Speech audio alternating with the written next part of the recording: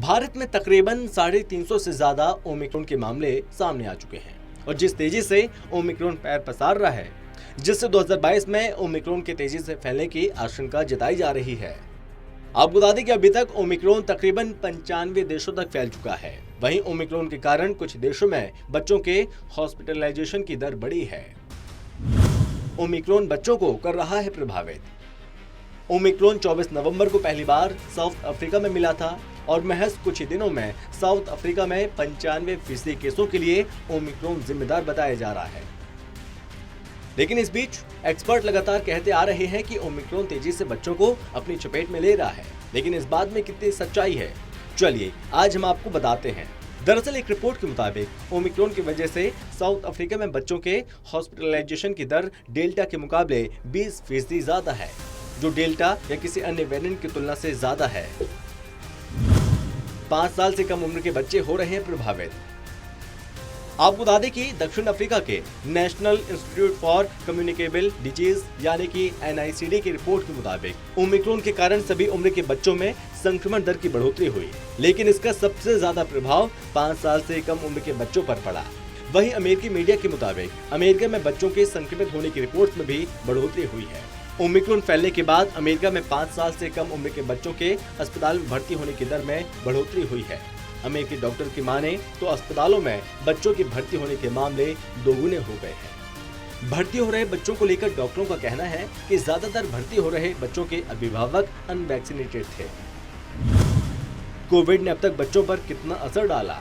अब सवाल ये है कि आखिर कोरोना ने अभी तक बच्चों पर कितना असर डाला है।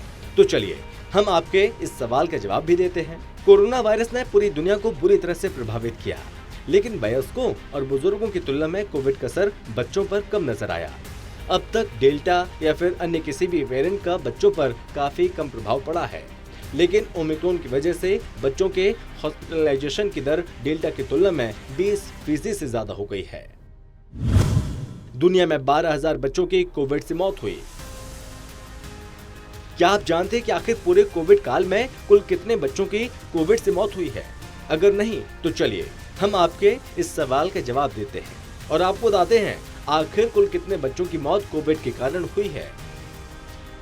दरअसल यूनिसेफ की रिपोर्ट के मुताबिक भारत समेत दुनिया के 82 प्रमुख देशों में अब तक कोविड से कुल 34 लाख मौत हुई, जिसमें से 0.4% यानी करीब 12,000 मौतें ही बच्चों की हुई हैं।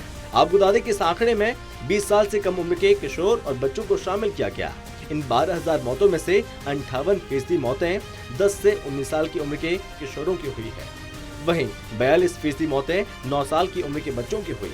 आपको ये भी बता दें कि 22 दिसंबर तक दुनिया में कोविड के कुल 27 करोड़ से ज्यादा केस आए और करीबन 53 लाख से ज्यादा मौत हुई थी। भारतीय बच्चों के लिए क्यों बड़ा खतरा है ओमिक्रॉन?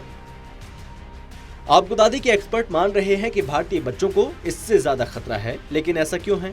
तो चलिए हम आपको ये भी बताते हैं। दरअसल अब तक की रिपोर्ट की माने तो ओमिक्रॉन के आने के बाद 5 साल से कम उम्र के बच्चे ज्यादा संक्रमित हो रहे हैं। इनमें से कई बच्चे ऐसे हैं जिनके माता पिता को वैक्सीन की एक भी डोज नहीं लगी है।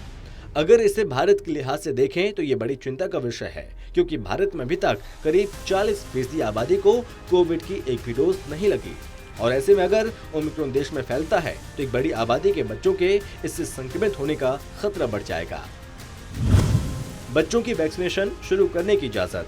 ओमिक्रॉन जिस तेजी के साथ फैल रहा है उसको लेकर विशेषज्ञों का मानना है कि ओमिक्रॉन जैसे खतरों को टालने के लिए भारत में जल्द से जल्द बच्चों के लिए भी वैक्सीनेशन शुरू करने की जरूरत है। आपको बता दें कि अमेरिका, ब्रिटेन समेत दुनिया के 30 से ज्यादा देश बच्चों का वैक्सीनेशन शुरू कर चुके हैं, लेकिन भारत में अब तक बच्चों का वैक्सीनेशन शुरू नहीं हुआ और ऐसे में माना जा रहा है कि भारत में जल्द ही 2 से 17 साल के बच्चों का वैक्सीनेशन शुरू होने की गाइडलाइंस आने वाली है, और जिसके तहत सबसे पहले 7 राज्य महाराष्ट्र, तमिलनाडु, उत्तर प्रदेश, पंजाब, झारखंड, बिहार और पश्चिम बंगाल में बच्चों का वैक्सीनेशन शुरू होगा।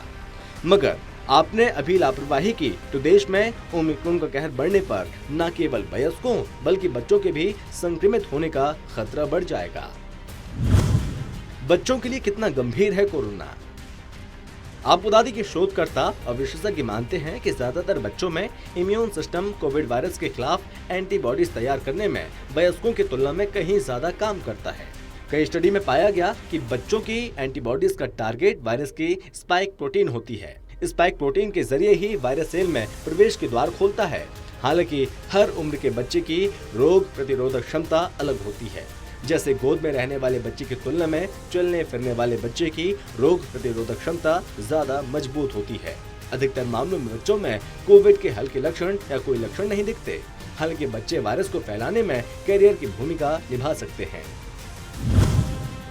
भारत ने कोरोना से सीख लेकर क्या तैयारी की?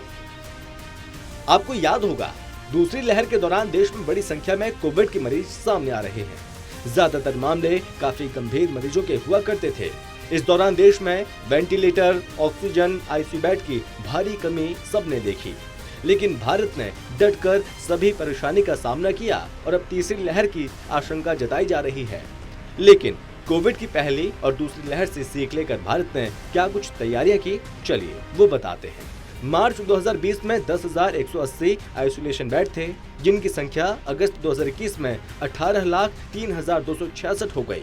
वहीं मार्च 2020 में आईसीयू बेड की संख्या 2,168 थी, जिनकी संख्या अगस्त 2020 में 1,24,598 हो गई।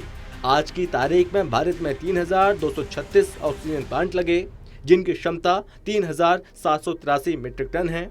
वहीं केंद्र की तरफ से राज्यों को 1,14,000 से ज्यादा ऑक्सीजन कंसंट्रेटर मुहैया कराए गए।